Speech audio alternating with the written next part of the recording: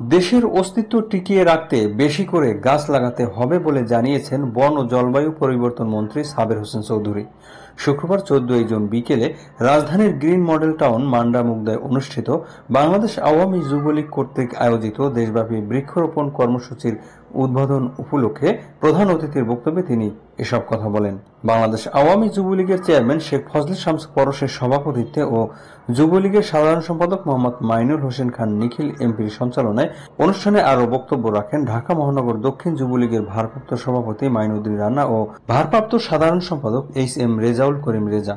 এ সময় আরও উপস্থিত ছিলেন আওয়ামী যুবলীগের প্রেসিডিয়াম সদস্য ইঞ্জিনিয়ার মৃণাল কান্তি জোয়ারদার, যুগ্ম সাধারণ সম্পাদক বিশ্বাস মতিউর রহমান বাদশাহ, মোহাম্মদ রফিকুল আলম জোয়ারদার সৈকত, সাংগঠনিক সম্পাদক জহির উদ্দিন খসরু, ঢাকা মহানগর যুবলীগ উত্তরের ভারপ্রাপ্ত সভাপতি জাকির হোসেন বাবুল, উত্তরের সাধারণ সম্পাদক ইসমাইল হোসেন, কেন্দ্রীয় যুবলীগের প্রচার সম্পাদক জয়দেব নন্দী, পরিবেশ বিষয়ক সম্পাদক হারিস মিয়া শেখ সাগর, উপদপ্তর সম্পাদক মোহাম্মদ দেলোয়ার হোসেন শাহজাদা, উপবিজ্ঞান ও প্রযুক্তি সম্পাদক মোহাম্মদ রাশেদুল হাসান সুপ্ত, উপতথ্য ও যোগাযোগ প্রযুক্তি সম্পাদক এন.আই. আহমেদ সৈকত, উপপরিবেশ বিষয়ক সম্পাদক মোহাম্মদ শামসুল ইসলাম পাটোয়ারি, উপধর্ম সম্পাদক হরেকৃষ্ণ বৈদ্য সহ কেন্দ্রীয় মহানগর ও বিভিন্ন ওয়ার্ড যুবলীগের নেতৃবৃন্দ।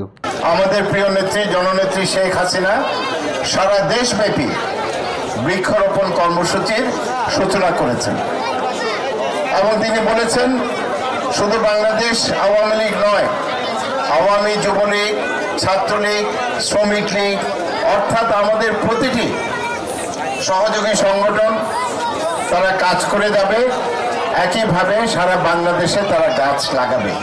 মাননীয় প্রধানমন্ত্রী শেখ হাসিনা ঘোষণাও দিয়েছেন প্রাকৃতিক দুর্যোগ থেকে দেশের জনগণ এবং প্রকৃতিকে আমাদের রক্ষা করতে হবে। পরিবেশ রক্ষায় বাসা, বাড়ি, চারপাশ এবং অফিসের আশেপাশের জায়গাও গাছের চারা রোপণের তিনি আহ্বান করেছেন।